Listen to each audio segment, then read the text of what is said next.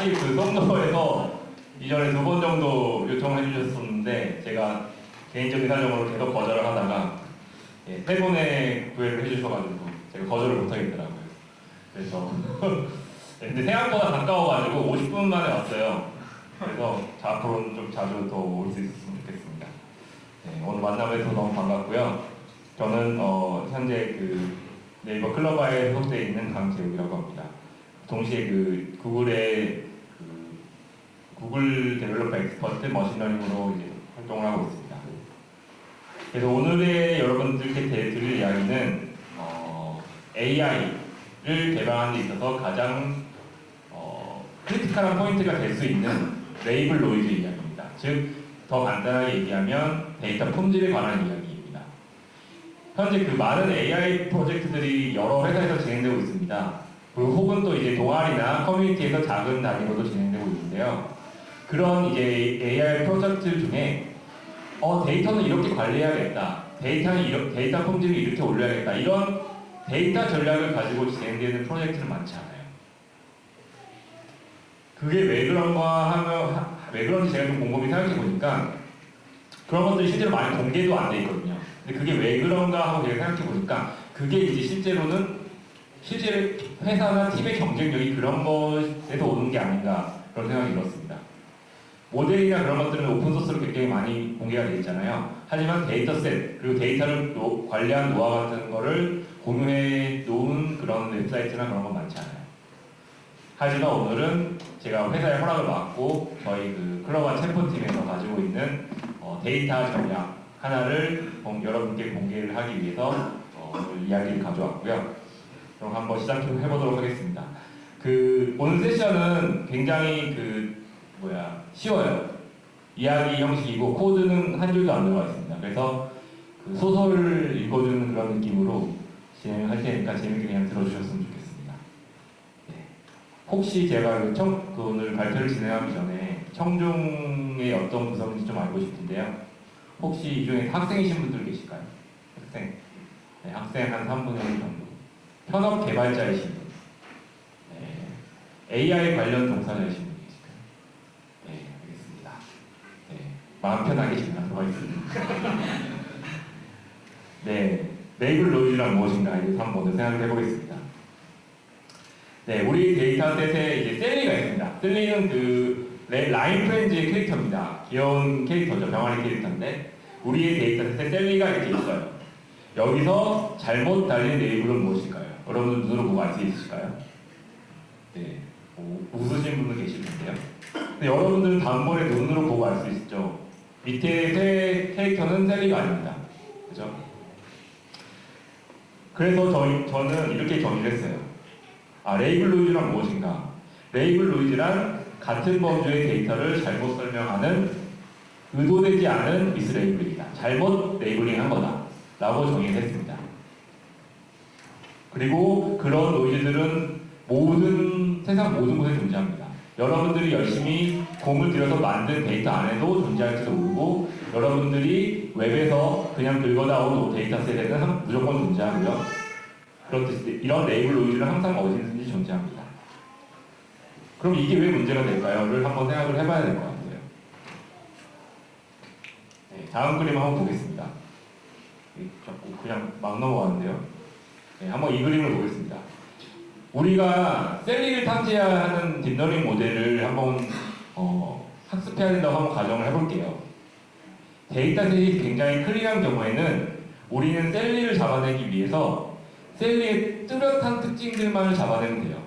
예를 들면은 노란색 피부라든지 도톰한 입술이라든지 굉장히 다른 캐릭터들과 뚜렷하게 구분되는 패턴을 학습하면 되고요. 그리고 그것을 그렇게 학습된 모델로 그것을 인퍼런스, 그냥 예측을 하면 되겠죠. 하지만 데이터셋에 노이즈가 포함되어 있는 경우, 아까 계셨던 분들이죠. 같은 범주의 클래스에 대해서, 같은 셀리에 대해서 모델은 불필요하게 좀 더 복잡한 학습을 하게 됩니다. 예를 들면은 데이터셋에 이런 것들이 포함되어 있었기 때문에 번개 꼴이라든지 눈썹, 혹은 십자눈 같은 게 셀리의 특징인 것처럼 모델이 학습하게 되고요. 그런 패턴들은 다른 패턴을 인식하는 데 방해가 돼요. 원래는 노란색 피부랑 도톰한 입술만 잡아냈으면 됐었는데 이제 요런 애들 끝까지 같이 잡아내게 돼서 모델이 굉장히 어렵게 되는 거죠. 그렇죠? 그 수능이나 뭐 그런 수험 공부하실 때 몇 점만 쪽쪽쪽쪽 뽑아주는 게 좋잖아요. 근데 이제 괜히 이제 옆에 군더더기 내용들 많이 붙여서 알려주면 굉장히 어려워지죠. 그런 거와 비슷하게 생각하시면 됩니다. 그래서 그런 정제되지 않은 데이터셋에 존재하는 레이블 노이즈는 결국 모델의 피처 익스트랙션, 그러니까 패턴을 잡아내는 것을 굉장히 어렵게 만들고요. 그 외에 결국 모델의 성능 자체를 떨어뜨리게 됩니다. 그래서 실제로 이런 레이블 노이즈가 굉장히 문제가 되고 있는데요. 많은 AI 프로젝트가 실패하는 가장 큰 원인이 되고 있습니다. 그래서 여기 아마 계시는 몇몇 분들도 AI 프로젝트를 진행해 보신 분들은 그 온라인에 그냥 공개되어 있는 데이터셋을 그냥 썼을 때 성능이 본인들이 원하는 만큼 나오는 경우를 별로 못 보셨을 겁니다. 그게 그런 원인 중에 가장 큰 원인이 데이터셋이 깨끗하지 않아서입니다. 그냥 넘어갔네. 그럼 이런 레이블 노이즈를 어떻게 해결해야 될까요? 모델 훈련의 3요소가 있습니다. 하나가 모델 구조. 그리고 하나가 아까 계속 말씀드린 데이터. 그리고 또 하나가 훈련 방법. 이 세 가지가 모델 훈련의 3요소예요. 가장 단순한 방법은 뭐냐면 똑똑한 모델을 쓰는 겁니다. 이런 조금 데이터셋이 더럽다 하더라도 그런 것들도 같이 잘 단련해서 학습할 수 있는 그런 좀 복잡한 모델을 쓰면 됩니다. 하지만 그런 경우에는 모델 자체의 복잡도가 올라가기 때문에 훈련 비용뿐만 아니라 그 모델을 훈련시키고 난 다음에 사용했을 때 즉 서빙 비용까지 같이 올라가게 되고요. 그리고 그런 경우에 이제 우리가 GPU를 많이 쓰게 되겠죠. GPU를 많이 쓰게 되고 여러분들은 이제 이산화탄소 배출을 하시게 되고요. 난도에 있는 얼음이 조금씩 녹게 됩니다. 네. 바람직하지 않아요. 그렇죠? 두 번째 방법. 훈련 방법을 좀 세련되게 가져가는 겁니다. 예를 들면 아까 제가 뭘 말씀드렸나요? 그 학원 수능에서 군더더기 내용을 가르쳐주는 건 수능 공부할 때 군더더기 내용을 가르쳐주는 건 별로 바람직하지 않다고 했죠. 그럼 그걸 이제 다시 얘기하면은 어떤 학원에 어떤 시험을 보러 갔는데 그러면 그 학원에서 뭘 가르쳐줍니까? 핵심만 쪽쪽 뽑아서 가르쳐주죠. 그리고 커리큘럼이라는 게 있어가지고 쉬운 내용부터 어려운 내용까지 단계별로 알려줍니다. 마찬가지로 모델을 학습시킴에 있어서도 모델이 학습시키기 쉬운 데이터부터 차례차례로 학습을 시켜서 어려운 데이터부터 쉬운 데이터까지 거꾸로죠. 쉬운 데이터부터 어려운 데이터까지 차례로 제공해서 학습시키는 방법이 있습니다. 그런 방법을 이제 커리큘럼 러닝이라고 하는데요. 그런 방법을 쓸 수 있어요. 네. 하지만 이 경우에도 결국 결과적으로 훈련 복잡도의 증가를 가져오게 되죠. 훈련 복잡도는 앞에 이제 뭔가 커리큘럼을 만들어주는 모듈이 들어가다 보니까 동시에 모델의 훈련 복잡도는 올라가게 되고 때로는 어떤 방식에 따라서는 그런 이제 커리큘럼을 만들기 위해서 또 다른 데이터가 필요하게 되는 경우도 있습니다. 두 개씩 넘어가네요. 네, 마지막으로 나온 방법이 뭘까요? 마지막에 나온 방법은 다음과 같이 데이터셋을 깨끗하게 하는 거죠. 데이터셋 자체를. 모델도 복잡한 거 쓰면 안 돼. 훈련 방법도 보통인 걸 써. 그러면 남은 가장 단순한 방법은 모델 데이터셋 자체를 클리닝을 하는 겁니다. 네. 구글 포토 같은 거 써보셨나요? 구글 포토? 구글 포토 같은 데서는 이제 여러분들의 데이터, 여러분들의 이제 사진 데이터를 보고 레이블링을 보통 오토매틱하게 해주는데요. 그 중에서 애매한 애들은 사용자로 하여금 직접 선택하게 하는 경우가 있습니다. 네, 이거 제 사진인데요. 이 구글 포토들이 저를 못 알아보는 거예요. 그래서 이런 거는 이제 사람들이 수동으로 작업을 해줘야 됩니다. 그리고 저희 팀에서는 그런 동일한 문제를 외주를 줘요. 아르바이트를 써가지고 이거 데이터를 좀 깨끗하게 고쳐주세요 라고 어느 정도의 가이드라인을 준 다음에 외주를 줘가지고 작업을 합니다.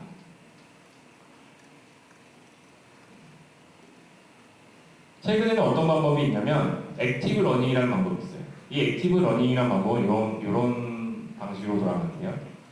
약간 더러운 데이터셋이 있어요. 그거를 이미 학습된 모델, 이미 우리가 가지고 있는 모델을 가지고 한번 레이블 체크를 한 다음에 이 모델이 체크했음에도 불구하고 애매한 애들을 저렇게 사람이 한 번 더 체크하는 방식으로 돌아가는 게 이제 액티브 러닝입니다. 아까 구글 포트에서 하고 있는 방식이 바로 이 방식이죠. 하지만 이 방식의 단점이 뭔가요? 결국엔 사람이 이 방식의 컴포넌트 안에 들어가게 된다는 거죠. 네, 여기 좀 가려서 안 보이는데 여기 결국 사람이 누워있죠. 네. 그래서 저희는 이렇게 생각하게 된 거죠. 그러면 사람의 도움 없이 이런 데이터셋을 깨끗하게 할 수 있는 방법은 없는가? 그런 생각을 하게 됐고요. 저희가 원하는 건 이렇게 완전 자동화를 통해서 데이터셋을 깨끗하게 해서 모델의 품질을 올리자는 겁니다. 네, 그래서 오늘의 주제는 이제 클러버는 어떻게 데이터 전처리를 하는가, 레이블러리를 정제하는가, 깨끗하게 하는가에 대한 이야기입니다. 네, 그래서 저희는 그거를 레이블러리를 바라는 오토메이라고 있습니다. 네, 한번 이 그림으로 다시 한번 시작을 해볼게요. 자, 여러분들에게 한번 문제를 보겠습니다. 쉬운 문제죠? 자, 여기 그림에 흰오리 한 마리가 잘못 레이블링 되어 있습니다. 그럼 이 흰오리는 주변을 보고 자기가 잘못 레이블링 됐다고 붙일 수 있을까요? 여러분들 눈으로 보면 다 아시죠? 네. 여러분들은 눈으로 보면 이 놈이 잘못 레이블링 되어 있다는 걸 딱 아실 수 있어요. 그렇죠? 근데 이거를 똑같은 일을 AI한테 시키면 어떻게 이 똑같은 일을 AI한테 시킬 수 있을까? 사람은 딱 보고 아는데, 사람은 이 중에 특이한 애가 노란색 딱 얘인지 아는데 이 똑같은 거를 어떻게 AI한테 시킬 수 있을까? 이게 저희 첫 번째 퀘스천이었어요. 그래서 처음에 이제 고안한 게 스프릿 트레인 체크 알고리즘이라는 거. 이게 간단하게 볼게요. 자꾸 막 넘어가네요. 화면을 왔다 갔다 해주세요. 전체 데이터셋을 먼저 검사하고 싶은 데이터셋과 기준이 되는 데이터셋을 넣습니다. 여기서 검사하고 싶은 데이터셋을 트레인셋이라고 하고요.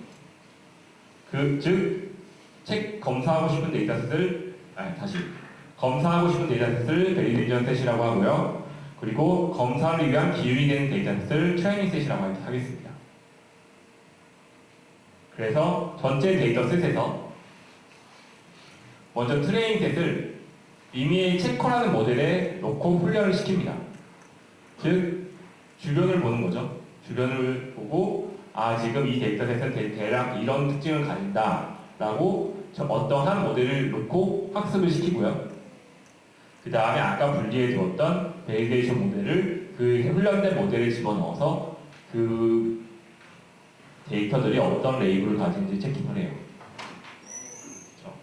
그래서 이렇게도 보면은 트레이닝 셋을 보고 베리데이션의 미스레이블링, 잘못 달린 레이블을 고친다가 됩니다. 이런 식으로 커렉션을 할 수가 있어요. 즉 하나의 모델을 두고 거기에 데이터셋의 일부를 가지고 학습을 시킨 다음에 나머지를 그 모델에 집어넣고 체크를 하는 거예요. 이 현재 데이터가 내 이웃에 존재하는 데이터와 얼마나 닮았는지를 체크를 하는 거죠. 근데 이 방식에 문제가 있어요. 네, 이렇게 되는 거죠. 전체 데이터셋이 있고요.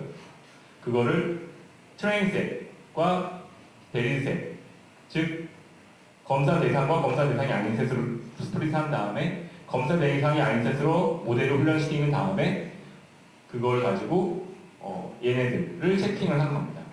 그 다음에 뭐 레이블을 업데이트하는 그런 방식인데 이 방식이 문제가 있어요. 어떤 문제가 있냐면 모든 데이터셋을 검사할 수 없습니다. 즉 여기 위에 있는 두 개의 빨간색에 해당되는 데이터셋만 검사를 하게 되죠. 즉 베리드셋에 존재하는 데이터셋만 검사를 하게 돼서 유용한 방법이 아닙니다. 그럼 어떻게 하면 될까요? 어떻게 하면 이거를 전체를 검사를 할 수 있을까? 고 열심히 생각해서 저희가 생각한 알고리즘이 멀티 스프릿 트레인 책입니다. 멀티 스프릿 트레인 책 보트. 여기서 두 가지가 달라졌는데요. 멀티 스프릿과 보트입니다. 멀티 스프릿이라는 거는 아까 구성했던 브랜치를 여러 개 구성해서 진행해보자 라는 것이고요. 보트라는 거는 여러 개의 스프릿 브랜치 버전이 있으니 그런 결과를 어떻게 취합해서 결론을 레이블을 업데이트 할 거냐라는 부분이에요. 한번 보시겠습니다. 네, 요거는 처음에 이 아이디어가 나왔을 때 이제 노트 그림이고요. 한번 보시죠. 아까랑 똑같은 그림이에요.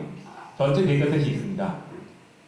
그거를 멀티 스프릿을 통해서 여러 개의 버전의 데이터셋 스프릿을 합니다. 다음과 같이 K개의 종류가 되겠죠. 이렇게 되면은 하나의 브랜치에 하나의 데이터셋은 총 K개의 세그먼트로 나눠주고 그 중에서 N개의 세그먼트가 밸리데이션 셋이 되고 K-N개의 세그먼트가 트레인 셋이 돼요. 그래서 총 K개의 브랜치를 생성하게 되고요. 그 각각을 체커라는 모델을 통해서 학습을 시키고요. 그리고 그 결과를 취합해서 레이블 전체를 업데이트를 합니다. 이렇게 하게 되면은 특정 세그먼트뿐만 아니라 특정 데이터뿐만 아니라 전체 데이터를 골고루 학습을 시킬 수가 있습니다. 이렇게. 네. 이게 다 된 건데 그러면은 마지막 남은 질문이 있어요. 어떻게 보팅을 할 것인가? 데이터를 취합했는데 그 데이터를 어떻게 보트를 할 것인가? 마지막 남은 문제입니다. 어떻게 보트하면 좋을까요? 가장 정통적인 방법이 있습니다. 민주주의에서 항상 쓰는 방법인데요. 다수결의 원칙이죠.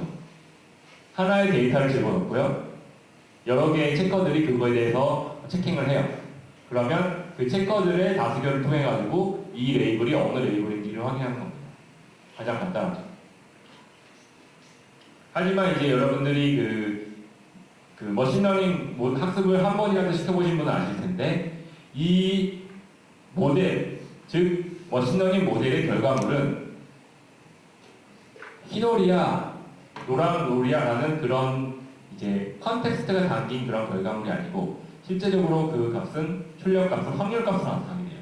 예를 들면은 흰오리 확률이 0.9%고 노란오리 확률이 0.1%다. 이런 식으로. 그래서 그런 이제 확률값으로 나타내는 걸 우리가 소프트 밸류라고 하는데요. 이 확률 분포, 확률값으로 나타내는 거를 전체 활용을 해서 우리가 더 잘할 수 있지 않을까라는 생각을 할 수가 있습니다. 그래서 저 한 번 더 생각한 게 이제 디코라는 알고리즘을 계속 만들었습니다. 그런 확률값을 이용하기 위한 방법이에요. 네. 얼마 안 남았어요. 힘내시죠. 네, 이 확률값을 나타내는 알고리즘인데 이게 세 가지 선조분들이 만들어 놓으신 알고리즘을 결합해서 만든 겁니다. 그래서 하나는 체크의 결과, 아까 여러 개의 브랜치를 만들었잖아요. 그 여러 개의 브랜치마다 체커들이 하나씩 이렇게 붙어 있어요. 그 결과를 취합하는 방법 중에 하나가 이제 베이스라는 사람이 만들어 놓은 베이스 룰이라는 걸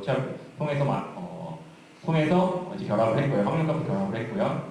그리고 우리가 레이블 업데이트를 한 번에 하지 않고 여러 번에 거쳐서 이터레이션을 통해 가지고 점차적으로 업데이트하는 방식이 있습니다. 그건 이제 저기 계신 로버트 갈라가라는 선생님께서 처음으로 옛날에 제안했던 방법을 가져왔었고요.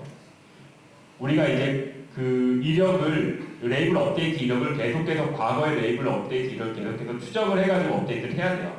근데 우리는 전체를 알 수 없어요.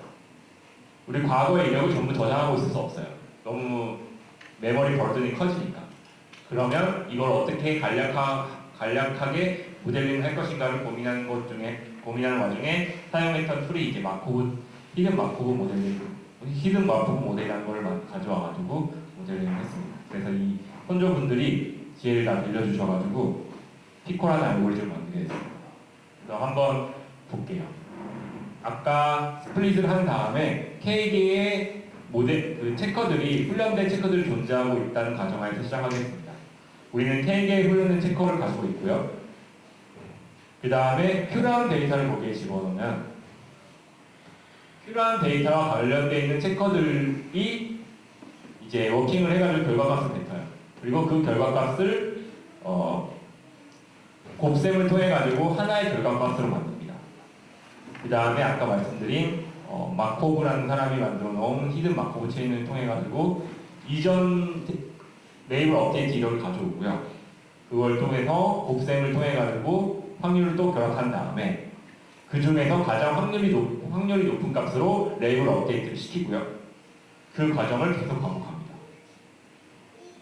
즉 이런 거죠. 주위에 있는 애들을 먼저 봐요. 그러면 주위에 있는 애들이 얘기해 주잖아요. 너는 흰색이야. 너는 노란색이야. 그러면은 가장 유력하게 바뀔 것 같은 가장 유력한 업데이트부터 바꿔가는 거예요. 그리고 가장 이게 레이블이 바뀔 여지가 큰 놈들부터 점차적으로 바뀌는 거죠. 그렇죠? 네. 굉장히 설명에 여유를 먹고 있습니다. 그래서 이제 핵심적으로 얘기하면 뭐냐면 주변을 보고 자신의 레이블을 보시는데요. 근데 처음에는 주변 애들조차 처음에 깨끗하지 않을 수도 있어요. 그러면 주변을 깨끗한 애들부터 고치고 이터레이션을 통해서 점차적으로 이제 깨끗한 레이블을 넓혀나가는 방식을 씁니다. 그래서 이터레이션이 필요한 이유죠. 네. 이 부분은 제가 좀 넘어가도록 하겠습니다. 이 부분 좀. 네. 그래서 이렇게 구현이 됩니다. 결과적으로 최종적으로 구현하는 방식이 이렇게 구현이 돼요. 그래서 오리지널 데이터셋이 있고요. 그걸 스플릿하는 이제 모듈이 하나 필요합니다. 그래서 여러 개로 스플릿을 한 다음에 각각의 데이터셋을 모델을 훈련시킨 다음에 그 모델의 훈련 결과를 취합을 해가지고 여기서 그 확률 결합, 아까 세 분의 할아버지들이 알려주신 방법을 통해 가지고 결합을 한 다음에 업데이트하고 그 업데이트된 데이터셋을 다시 처음으로 그걸 갖고 와가지고 또 스플릿하고 이거를 계속 반복해요. 계속 반복하게 되면은 데이터셋이 점점 깨끗해질 수가 있습니다. 네, 그래서 원래 우리의 목표가 이거였는데 실제적으로는 이 안에 아까의 모듈이 들어가게 되겠고요. 요거를 그래서 저희는 어디다 적용했냐면 FAQ 챗이라는 거에 적용해봤습니다. FAQ라는 거 혹시 여러분도 많이 들어보셨나요? Frequently Asked Question이죠. 보통 이제 웹사이트나 그런 데 가시면 항상 FAQ가 있잖아요. 근데 이제 그거를 AI로 많이 만들고 있습니다. 그리고 저희 클로바 챔포팀에서 이게 가장 주된 서비스예요. 이 AI FAQ 챗봇이라는 걸 만들어서 많은 금융권에 제공을 하고 팔고 있습니다. 그래서 이 FAQ 챗봇에 관해서는 정말 네이버가 잘한다고 생각을 하고 있고 특히 한국과 일본에서는 정말 구글일까요? 죄송합니다.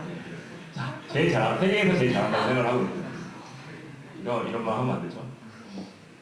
그래서 결국에 이게 뭐냐면 이제 대화의 영역을 좀 한정을 시킨 다음에 그 다음에 퀄리티를 높이는 거예요. 그래서 지금은 어떤 방식이 가장 잘 되냐면은 Core Intent Classification이라고 해가지고 어떤 질문이 들어갔을 때 그 질문이 어느 영역에 관련된 질문이냐를 판단하는 방식으로 이 모델을 구성을 해서 학습시키는 방식이 가장 좋은 결과를 내고 있어요. 그래서 이렇게 제가 일본어로 써놨는데 입력이 들어가고 나면 그 입력을 디지털로 바꾸는, 벡터로 바꾸는 임베딩이라는 부분이 있고요. 그 임베딩이라는 부분을 가지고 벡터로 바꾸고 나면은 그게 이제 어떠한 이제 뉴럴넷 모델에 들어가서 이 쿼리는 패스워드에 관한 쿼리야 라고 이제 알려주는 겁니다. 이런 방식이 가장 잘 동작을 하고 있고요. 여러분들은 그 K사에 KK톡을 쓰시잖아요. 근데 이제 저희 네이버에는 주된 서비스가 이제 네이버 라인, 일본에서 라인에 이제 주로 이제 하고 있습니다. 그래서 한국어도 있는 거 아시죠? 라인. 네, 이번 기회에 뭐 한번 갈아타시는 것도 좋은 기회인 것 같아요. 여러분들 라인이 훨씬 기술적으로는 뛰어납니다. 여러분들 가족분들이 함께 쓰셔서 아마 KK톡을 쓰시는지 모르겠지만, 네. 아무튼 그거는. 그래서 이 라인 서비스에 저희가 실제로 조용을 해가지고 동작을 시켜서 지금 실제로 서비스가 되고 있습니다. 그래서 이게 궁금하시면 여러분 라인을 까신 다음에 언어 설정을 일본어로 바꾸세요. 그러면 이걸 쓸 수가 있어요. 진짜 지금 돌아가고 있습니다. 이뿐만 아니라 이 라인 카르타 헬프라는 거는 이제 그 라인의 FAQ거든요. 그러니까 라인에 대한 FAQ.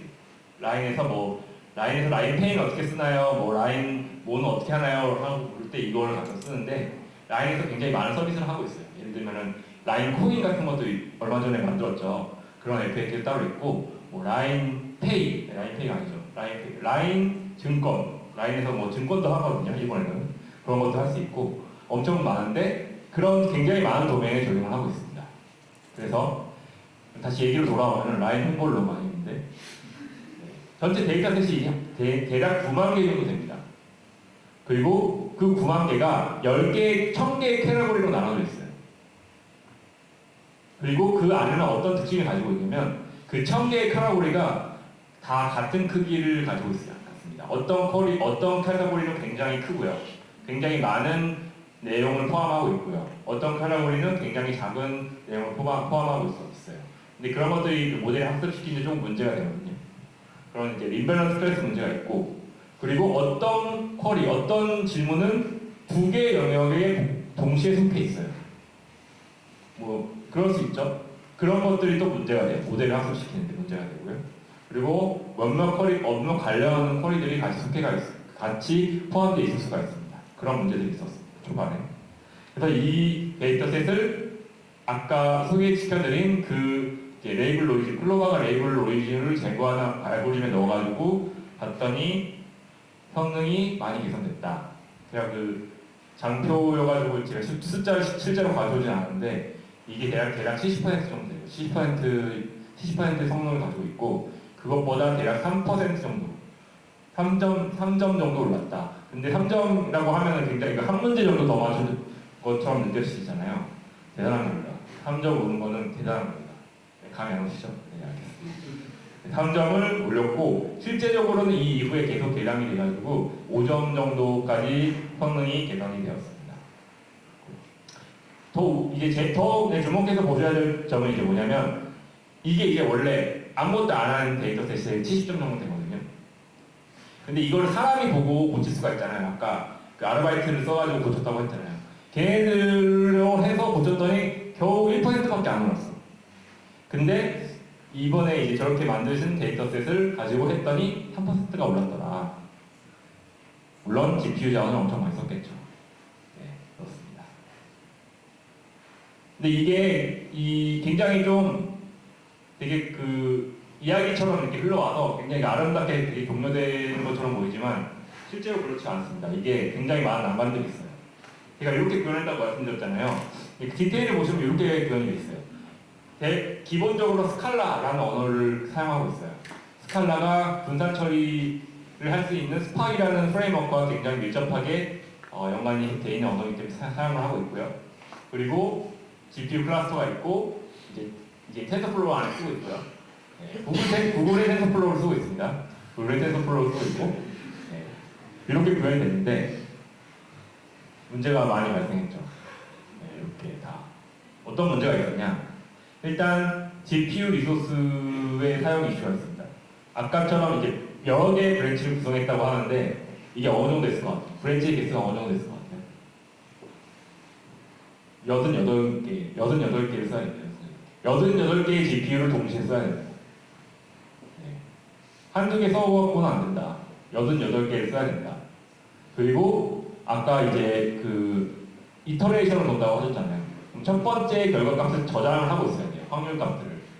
그거를 다음 이터레이션에 옮겨줘야 되는데 그때 이제 메모리 수가 발생을 하더라고요. 아까 이제 그 9만 개에서 9만 개의 쿼리와 1000개의 클래스라고 하면은 보통 1000 by 1000을 가지고 있어야 돼요.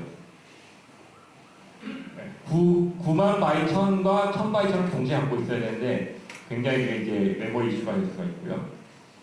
그리고 여기서 학습을 시킨 다음에 그걸 때려가지고 트레이닝 셋으로 학습을 시킨 다음에 밸리데이션을 검증한다고 말씀드렸잖아요. 그 검증하는 과정은 인퍼런스 하는 건데 그 인퍼런스 하는 게 굉장히 처음에는 인퍼런스 하는 걸 어떻게 했냐면 저희가 이 모델을 학습시켜 놓고 그거를 이제 그 서버에 올려놓고 그걸 서버를 때리는 방식으로 이제 학습을 시켰는데 그러다 보니까 서버가 죽더라고요.